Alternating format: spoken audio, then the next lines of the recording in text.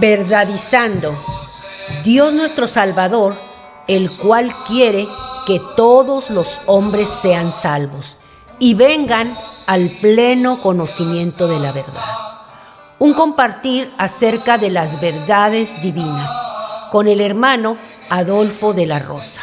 Y conoceréis la verdad, y la verdad os hará libres. Verdadizando.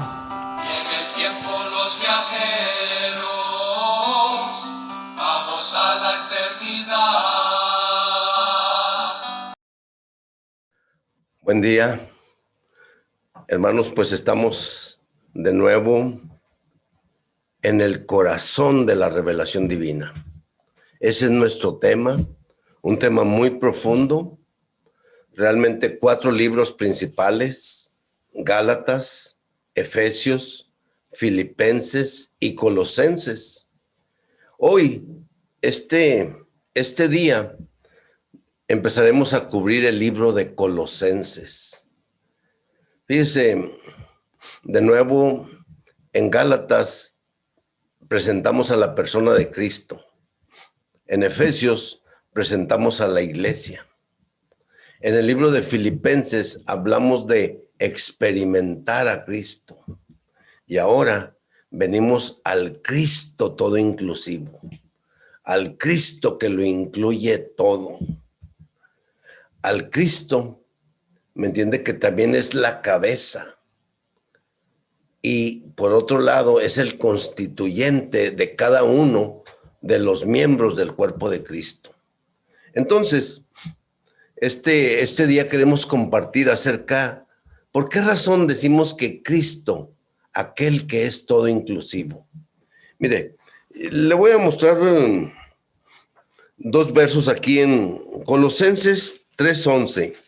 Es el verso que le voy a leer.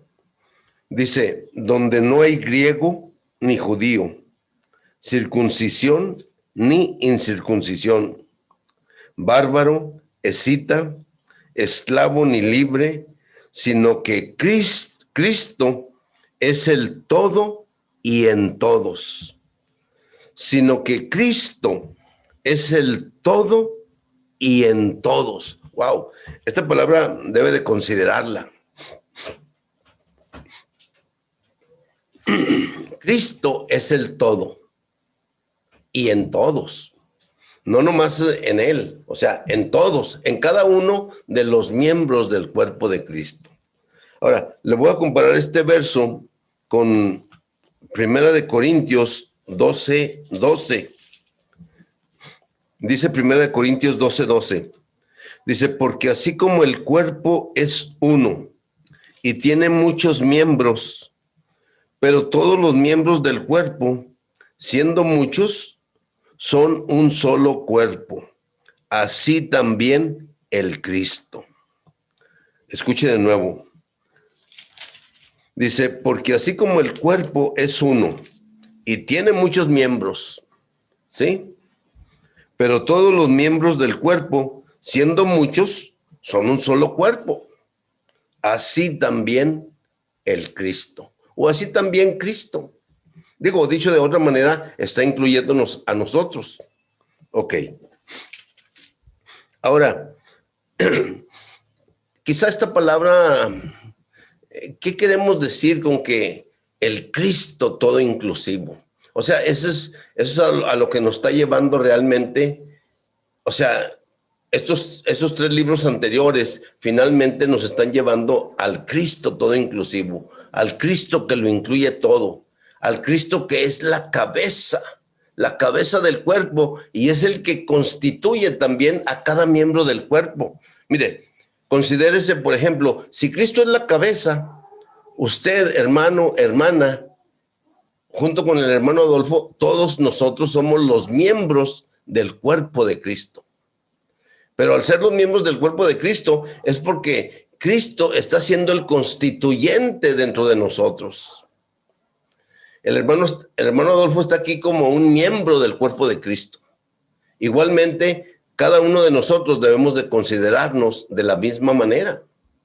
Ok, entonces, pero yo quisiera mostrarle cómo realmente en el Antiguo Testamento, cuando Dios le prometió a Abraham, fíjese, Dios le dijo a Abraham, en Génesis 12, dice, pero Jehová había dicho a Abraham, sal de tu tierra, sal de tu parentela, sal de la casa de tu padre y ven a la tierra que yo te mostraré.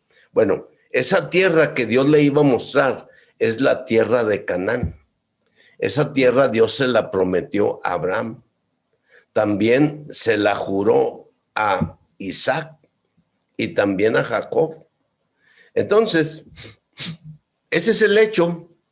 La buena tierra es realmente el tipo en el cual se muestra que Cristo es todo inclusivo. Todos los detalles de la buena tierra están hablando de la persona de Cristo en todas sus riquezas. ¿Sí? Mire, vamos a Deuteronomio capítulo 8. Y luego déjeme le leo Deuteronomio capítulo 8 y le voy a leer del versículo 7 al versículo 10. Dice así. Porque Jehová tu Dios te introduce en la buena tierra, tierra de arroyos, de aguas, de fuentes y de manantiales, que brotan en vegas y montes, tierra de trigo y cebada, de vides, higueras y granados, tierra de olivos, de aceite y de miel, tierra en la cual no comerás el pan con escasez, ni te faltará nada en ella, tierra cuyas piedras son hierro, y de cuyos montes sacarás cobre, y comerás, y te saciarás, y bendecirás a Jehová tu Dios por la buena tierra que te habrá dado. Wow, parece sencillo, hermano. Mire, vamos a iniciar con el verso 7. Porque Jehová tu Dios te introduce en la buena tierra. Escuche, tierra de arroyos, de aguas, de fuentes y de manantiales. O sea, el manantial, hermano, es el Padre. Él es la fuente, Él es el origen de todo, Él es el manantial. Luego la fuente por donde sale ese manantial es el Hijo, es Cristo. Y luego el fluir de esos arroyos o de esos ríos de agua viva, entonces es el Espíritu. Así que en realidad, o sea, si es tierra de arroyos, de fuentes y de manantiales, está implicando a la Trinidad Divina. Está implicando al Dios triuno, ¿sí? El Padre es el manantial, el Hijo es la fuente y el Espíritu es el brotar de los ríos de agua viva, de los arroyos de agua viva, de agua de vida, ¿sí? Fíjese, luego después dice que brotan en vegas y montes, que brotan en vegas y montes. Quiere decir que aunque usted ande, vamos a decir así, en el valle o ande en el monte, ¿me entiende? O sea, de todos modos, va a tener el suplir de estos arroyos de agua viva, ¿sí? El Señor Jesús le dijo a la samaritana, el que beba del agua que yo le daré, será en él una fuente de agua que brote para vida eterna. ¿Sí? O sea, por supuesto, o sea, había un gran problema ahí entre los samaritanos y los judíos. Pero el Señor le dijo, si conocieras el don de Dios. Aquí, todo el que venga a beber de este pozo va a volver a tener sed. Pero el que beba del agua que yo le daré, será en él una fuente de agua que brote para vida eterna. O sea, dentro de nosotros mismos, desde nuestro espíritu, ¿me entiende? Va a haber una fuente de agua que brote para vida eterna. Entonces, ok, tierra de manantiales, tierra de fuentes y de arroyos. O sea, tipificando al Padre, al Hijo y al Espíritu. Y luego brotan en vegas y montes. Eso quiere decir que en realidad en cualquier situación que usted esté, si anda en el valle o anda en el monte, de todos modos ahí va a tener el suplir de esos arroyos de agua. Digo, yo le añado la palabra viva, ¿me entiende? Porque, pues mire, en Juan capítulo 6, capítulo 7, 7:37 al 39, ¿ve? Dice, el último y gran día de la fiesta, Jesús se puso en pie y dijo, si alguno tiene sed, venga a mí y beba. El que crea en mí, como dice la Escritura, de su interior correrán ríos de agua viva. De su interior correrán ríos de agua viva. Y esto lo decía refiriéndose al Espíritu, porque aún el Espíritu no era, porque Jesús no había sido aún glorificado. Entonces, hermanos, esa es la realidad. Los ríos de agua viva, ¿me entiende? Son el fluir del Espíritu. Pero, claro que ese fluir va a proceder de la fuente. Y la fuente va a proceder del manantial. Así que en realidad, hablar de los ríos, hablar de la fuente y del manantial, estamos hablando de la Trinidad Divina. Y tenemos tal suplir en cualquier situación que nosotros andemos. Si andamos en el valle o andamos en los montes, tenemos la misma situación. No sé, digo, pero le voy a decir una cosa, me parece interesante a mí, porque conozco una montaña alta, alta. Y esa montaña, le voy a decir que tiene 19 niveles. 19 niveles quiere decir 19 túneles, ¿ve? Túneles entre 50 y 100 metros, o sea, cada de separación. Y fíjese, usualmente nosotros no pensamos que dentro de una montaña, pues, esté corriendo un río de agua viva, ¿ve? Pero le voy a decir, fíjese que como tiene 19 niveles, entonces en una ocasión uno de los trabajadores le dio de más a una pared, porque esa montaña es una mina, y entonces el trabajador le dio de más a la pared y ¿dónde entra el agua? O sea, es decir, iba un río ahí, en esa montaña, y le pegan de más a la pared y ¡pum! Se mete el agua. Esa montaña tiene 13 niveles inundados y tiene solamente 6 niveles libres. Fíjense nomás. Consideren nada más la cantidad de agua que va por esa montaña, Inundó 13 niveles y solamente tiene 6 niveles libres. Claro que sacaban muchos minerales, digo yo sé que sacaban más de 40 clases de minerales y había mucha riqueza en ese entonces, en esa mina. Y entonces, o sea, lo quiero decir porque esos manantiales, fuentes, arroyos, ¿me entiende? O sea, brotan en vegas y montes, ¿sí? Ok. Después, fíjese, verso 8, tierra de trigo y cebada. Tierra de trigo y cebada. Yo preguntaría, hermano, ¿ha usted experimentado a Cristo como el grano de trigo? ¿De qué está hablando, hermano Adolfo? Está saliendo ya con preguntas muy extrañas. Pero la buena tierra era tierra de trigo y cebada. Y yo digo, ¿ha experimentado usted a Cristo como el grano de trigo? Fíjese, considere siempre todo lo que está en el Antiguo Testamento, hermano. Uno debe de ir a buscar en realidad la manera, la explicación o la manera de interpretarlo en el Nuevo Testamento.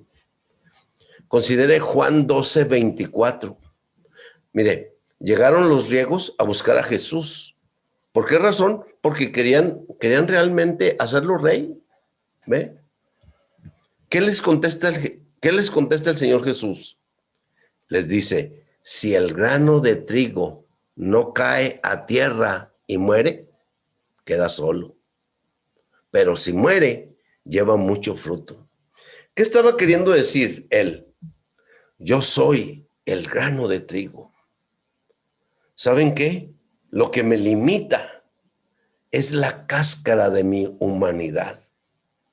Pero yo, como el grano de trigo, si caigo a tierra y muero, wow, se va a abrir mi cáscara y va a salir mucho fruto. Todos ustedes son el producto de mi morir, ahí como el grano de trigo. Ustedes son el mucho fruto de caer yo como el grano de trigo. Lo que me limitaba, ¿me entienden? Era mi humanidad. Mi humanidad me limitaba como el grano de trigo. Pero ya una vez que cayó a tierra, ¿ve? Se abrió la cáscara y salió la nueva vida, la nueva planta, con muchos granitos iguales a mí. Considérelo. Es tierra de trigo. Pero ese trigo, o sea, el Señor dijo que Él era el grano de trigo. Que si Él no caía a tierra y moría, Él quedaba solo. Pero si moría, ¡pum!, llevaba mucho fruto, mucho fruto. Pero luego también es tierra de cebada. Es tierra de trigo y cebada. Bueno, le voy a decir que no está fácil encontrar el asunto de la cebada en el Nuevo Testamento. Pero le voy a decir una cosa. Allí en Juan, capítulo 6, en el verso 9, dice, déjeme se lo leo. Juan capítulo 6, en el verso 9, dice, aquí está un muchacho que tiene 5 panes de cebada y 2 pececillos. ¿Mas qué es esto para tantos? Es decir, había como 5,000 personas, ¿ve? Que había que alimentar. Y ellos decían, ni con 200 denarios vamos a poder darle de comer a toda esta gente. Dice el Señor, pues dadles vosotros de comer. Pues no, solamente estaba un muchacho que traía 2 pececillos y 5 panes, escuche, de cebada. ¡Wow! ¡Wow! ¿Me entiende? ¿Qué quiere decir? La vida animal, los 2 pececillos, tipifican la vida redentora. La vida vegetal tipifica la vida de resurrección. O también le podemos llamar la vida regeneradora. Así que en realidad, o sea, este muchacho traía 2 pececillos y traía 5 panes de cebada. Pero con 2 pececillos y 5 panes de cebada, alimentaron a 5,000. ¡Wow! Es increíble, ¿eh? Es increíble. Pero déjeme le digo algo más. ¿Sabe qué? Sobraron 12 cestas llenas. 12 cestas llenas sobraron. Maravilloso, ¿eh? Maravilloso. Eso quiere decir las inagotables riquezas de Cristo, las inescrutables e inagotables riquezas de Cristo. Se alimentó a 5,000 y sobraron 12 cestas llenas. Entonces, mire, en Génesis capítulo 1, déjeme decirle algo. Génesis capítulo 1, el Señor ¿sabe qué hace? El Señor le da al hombre de comer toda planta con fruto de semilla dentro. Todo árbol con fruto de semilla dentro. Si usted fuera vegetariano, a lo mejor usted me diría, ya ve, hermano, yo siempre dije que nosotros deberíamos de ser vegetarianos. Pero bueno, pero deje usted. En Génesis capítulo 3 viene la caída del hombre. Y en Génesis capítulo 4, o sea, viene la vida animal. ¿Me entiende? O sea, a la existencia del hombre. Es decir, a la dieta del hombre. Entonces, ¿qué sucede? Caín y Abel, ambos fueron a adorar a Dios, ¿ve? Y Caín lleva una ofrenda que era lo mejor del fruto de la tierra, ¿ve? O sea, Caín se esforzó, laboró, trabajó, sudó, ¿me entiende? O sea, vigiló la tierra, ¿me entiende? O sea, y lo mejor del fruto de la tierra lo trajo a Dios. Abel era pastor de ovejas, solamente agarró un cordero, lo degolló y lo ofreció a Dios. Y Dios se agradó de la ofrenda de Abel. Entonces ahí entra la vida animal en la dieta humana. Entonces, este muchacho traía 5 panes de cebada y 2 pececillos. De nuevo, la vida animal implica la vida redentora. La vida vegetal implica la vida de resurrección, la vida regeneradora. O sea, digo yo, Juan siempre está hablando, o sea, usa la palabra señales. Cuando hace, vamos a decirlo así, entre comillas, el milagro, ¿ve? En realidad no es un milagro. O sea, es otra señal. Es decir, Dios está mostrándonos de qué manera Él quiere lograr lo que se propone. ¿Sí? Entonces, la buena tierra es una tierra, ¿verdad?, de trigo y cebada. Y ya hemos visto ahí 2 casos. Y luego también es una tierra de vides. De nuevo, o sea, es de la vida vegetal. Mire, en Génesis capítulo 1, o sea, la tierra apareció al 3er día. Y luego vino toda clase de vida vegetal.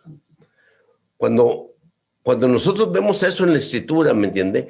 Eso quiere decir que en este sentido, la vida vegetal tipifica la vida de resurrección.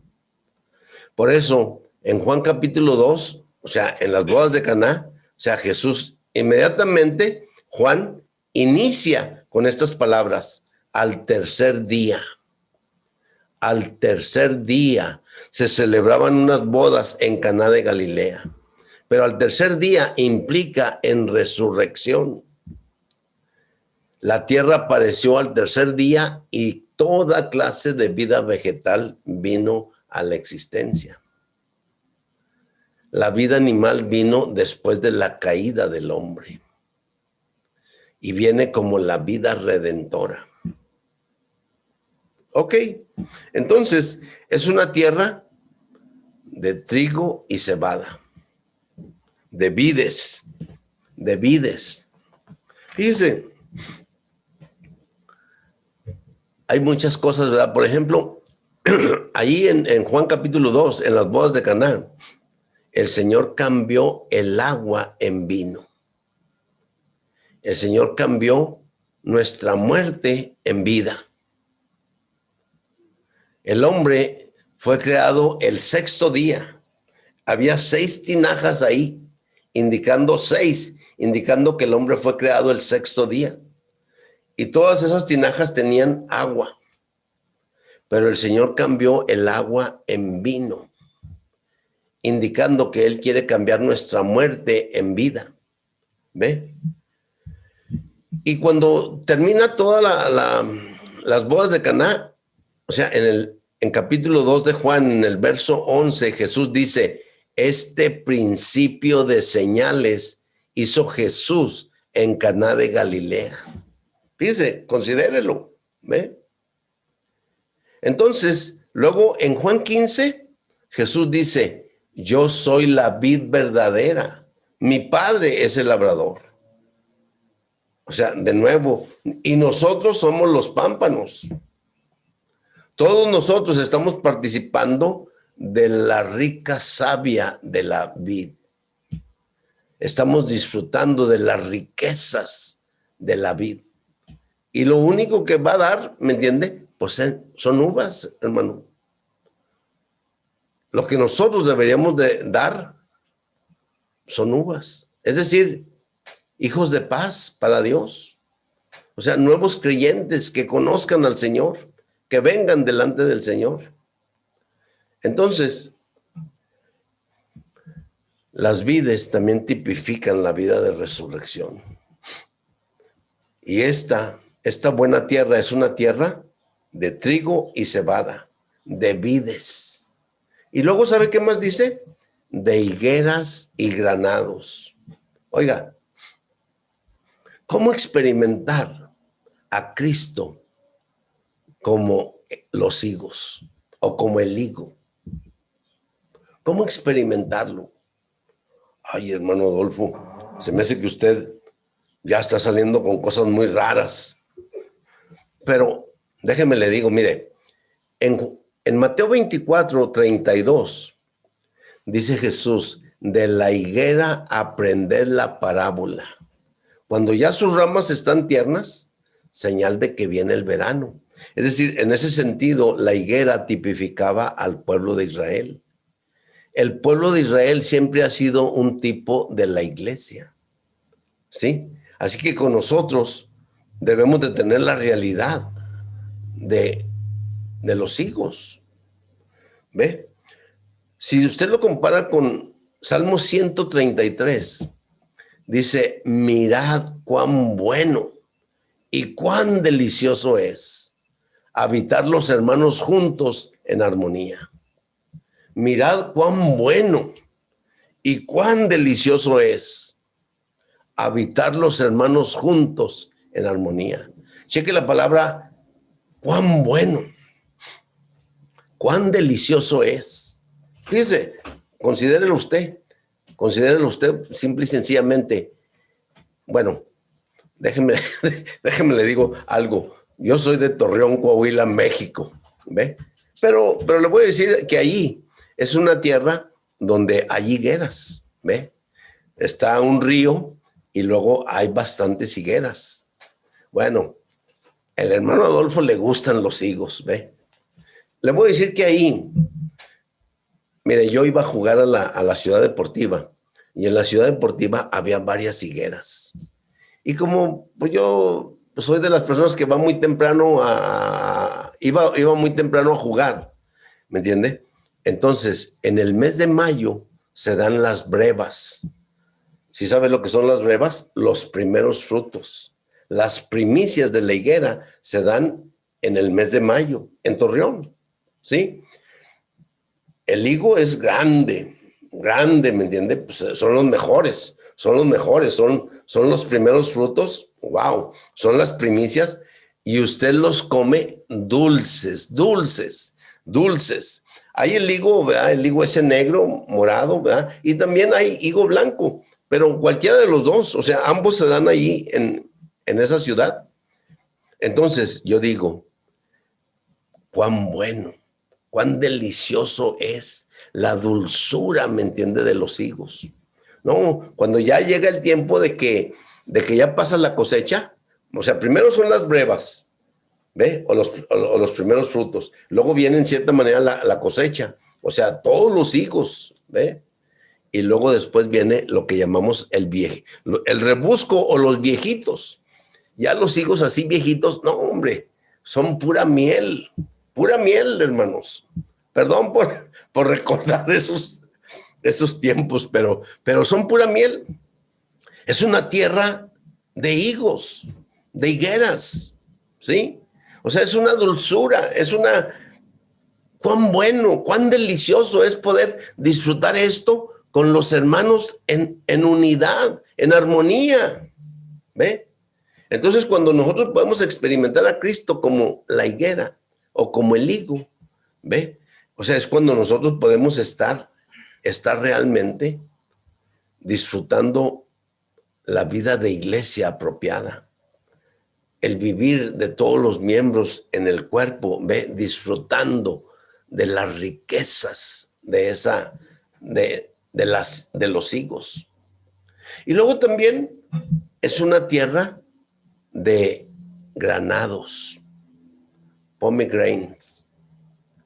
O sea,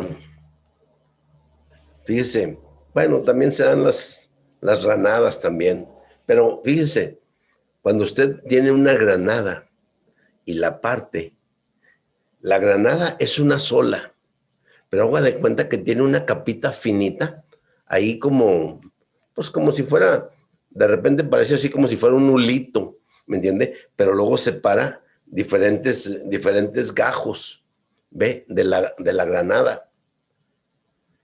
¿Qué quiero decir con esto? Mire, así como la luna es única, así también es la iglesia. Pero la luna usted la puede ver en Japón, la puede ver en Rusia, la puede ver en Malasia, la puede ver en Colombia, la puede ver en Río de Janeiro, la puede ver en Perú y la puede ver en México y la puede ver en Canadá y aquí en Estados Unidos. Pero es una sola luna. Lo mismo es una sola granada, pero tiene muchos como secciones, como departamentos, ¿me entiende? Y cada departamento tiene el puño de todos los granitos de la granada, ¿me entiende? O sea, haga de cuenta, los miembros del cuerpo de Cristo, ¿me entiende? Y ahí, o sea, tienen un color así rojo, rojizo, ¿me entiende? Digo, si usted considera, mire, en el cuerpo hay un fluir de la vida divina. Hay un fluir de la sangre, ¿sí? Cuando en realidad en el cuerpo está ese fluir de la sangre, de la vida divina corriendo a través de todo el cuerpo, ¿ve? O sea, prácticamente tenemos la realidad del granado. Entonces, el granado es una belleza cuando usted ve esos granitos rojos. ¡Wow! O sea, usted se puede dar cuenta de la comunión de la vida divina, de la comunión de la sangre del cuerpo de Cristo. Entonces, puede experimentar muchas cosas, ¿me entiende? Puede experimentar muchas cosas, pero es una tierra de trigo, cebada, vides, higueras, granados, y luego también es una tierra de olivos, de aceite y de miel. Mire, en Mateo 26, dice el Señor, en el verso 36, dice, entonces llegó Jesús con ellos a un lugar que se llama Getsemaní. ¿Sabe que ese Getsemaní estaba en el huerto de los olivos? Y Getsemaní significa la prensa de aceite. Eso quiere decir que el Señor Jesús, cuando fue a la cruz, haga de cuenta que Él simple y sencillamente entró en la prensa de aceite. ¿Qué era lo que iba a salir de ahí? Pues el aceite, ¿me entiende? Que es un tipo del espíritu. Ahora, dicho de otra manera, o sea, el Señor fue el primero que fue a la cruz y fue prensado en vivo, ¿ve? La gente naturista, ¿verdad? O sea, o la gente que le gusta el aceite de oliva, ¿verdad? Siempre es mejor cuando ahí en el frasco dice primera extracción en frío. Eso quiere decir que O sea, como quien dice, de la oliva, ¿me entiende? A la botella. Y eso realmente implica que el Señor fue ungido, ¿me entiende? El Señor, cuando fue bautizado por Juan el Bautista, el Señor fue ungido con el Espíritu. Y luego fue probado, pero fue aprobado. ¿Ve? Pero también el Señor, luego después de eso, fíjese, cuando se para en la sinagoga y le dan el rollo del libro de Isaías, y él está leyendo si usted lo ve ahí en Lucas 4:18, ¿ve? El Señor empieza a leer: el Espíritu del Señor está sobre mí, por cuanto me ha ungido. ¡Wow! El Espíritu del Señor está sobre mí, por cuanto me ha ungido. Maravilloso, maravilloso. Pero luego, ¿qué quiero decir con esto?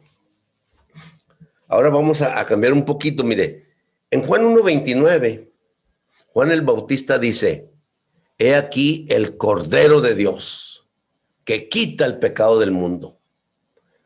Y luego en el verso 32, dice Juan: y yo vi el Espíritu descender como paloma sobre él.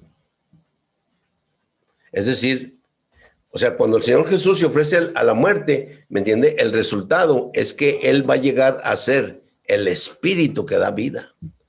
Pero ese Espíritu que da vida, que está en el verso 32, Juan 1:32, ¿me entiende? Es para Juan 1:42. En Juan 1:42, ¿qué es lo que hace el Señor?